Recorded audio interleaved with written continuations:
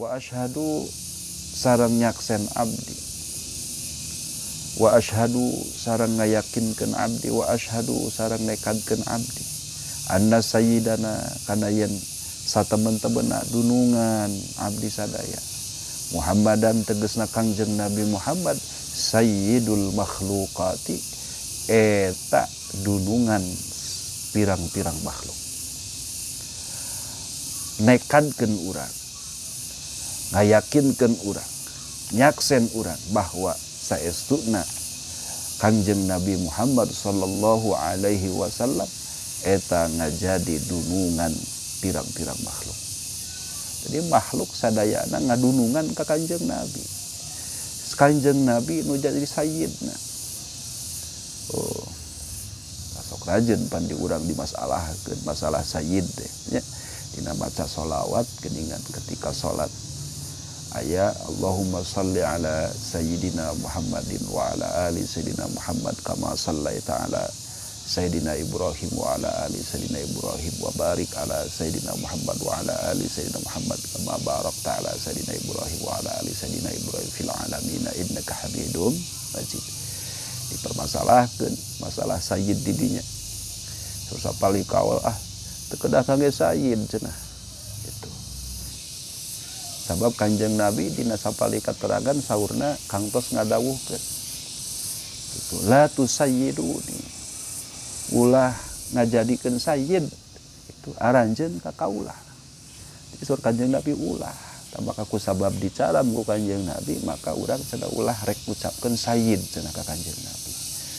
Aduh ya saya tak paham padahal itu dina adab al-adab aula minal imtisal.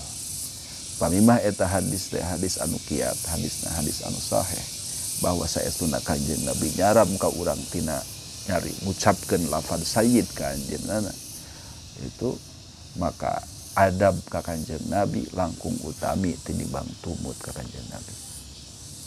Cobi pami urang ku guru itu dipiwarang naon nyebatkeun namina langsung tanpa ngangge pangersa pamate apa.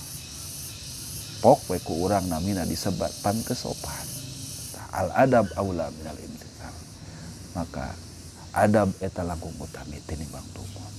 Ketika Kanjeng Nabi nyaram urang ka urang kana ulah nyebatkeun sayyid, maka urang tetap nyebatkeun sayyid dengan alasan adab ka Kanjeng Nabi. Oge karena aya hadis anu sanes bahwa Kanjeng Nabi nyanggepkeun ana sayyidul awwalin wal akhirin wala fakhra. Tuh Kanjeng Nabi ngangkeun sebagai sayyid. Begitu Bang. Oh. Nyaksi abdi, nekadkeun abdi, ngayakinkeun abdi kana yen saestuna dunungan abdi sadaya tegasna Kanjeng Nabi Muhammad sallallahu alaihi wasallam eta teh sayyidul makhluk. Dununganna sadaya pirang-pirang makhluk. Wassalatu sareng ari rahmat, wassalamu sareng salam ala Rasulillah eta muga tetep kautusan Allah yakni Kanjeng Nabi Muhammad sallallahu alaihi wasallam.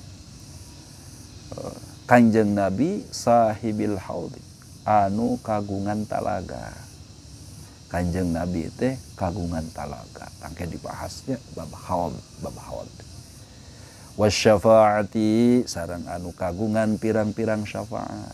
Bahkan aya syafaat anu katelahna ku syafaatul uzma teh ya. Nyaeta syafaat fi faslul qada nya nu teu aya saurang oge nabi jeung rasul bahkan para wali teu aya anu mampu nyafaatan dina kesempatan eta. Nyafaatan dina waktos eta. Terkecuali dunungan urang sadaya Sayyiduna wa Maulana Muhammad sallallahu alaihi wasallam. Tiasa nyafaatan ka umat dina waktos eta nyaeta dina fasal qada teh. Nah, Kanjeng Nabi kagungan pirang-pirang syafaat. Jadi seueur nya syafaat Kanjeng Nabi teh sana syafaatul uzma bae seueur. Wa ala alihi sareng ka keluargana Kanjeng Nabi. Oh, pamugi rahmat sareng salam dilimpahkeun ka keluargana Kanjeng Nabi.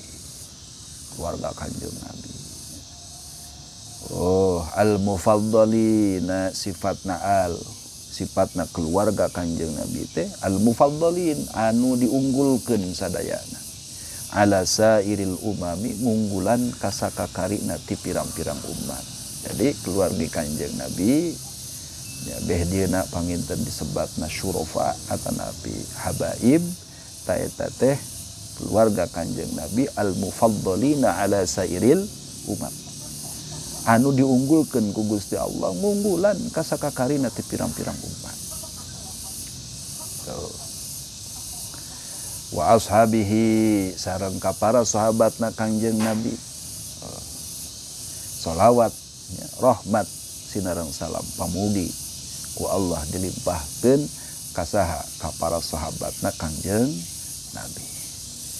Sahabat disipatan al-faizina anu barangja sadaya Nabi anwa'il khairati ku pirang-pirang warna tina pirang-pirang kasayan, ku pirang-pirang warna tina pirang-pirang kasayan wan ni'ami sareng tina pirang-pirang kanikmatan.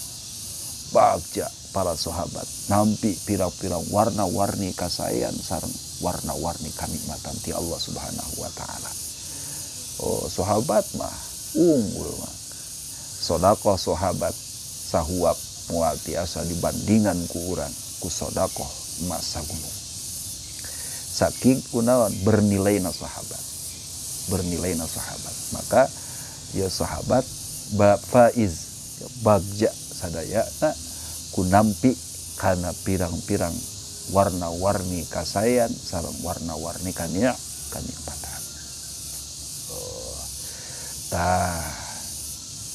Ieu musannif ngawitan kana nganggit kitabna ku aosan bismillah. Dikawitan ku aosan bismillah dilajengkeun ku hamdalah teras syahadatain teras sholawat ka junjungan alam Kanjeng Nabi Muhammad sallallahu alaihi wasallam. Musannif ngawitan kana nganggit ieu kitab kalayan dikawitan ku basmalah nyaeta aosan bismillahirrahmanirrahim kumargi anjeunna ngamalkeun kana hadis Kanjeng Nabi yakni kullu amrin dzibalin la yubda'u fihi bi bismillahirrahmanirrahim fahuwa abtar au aqta au azdam.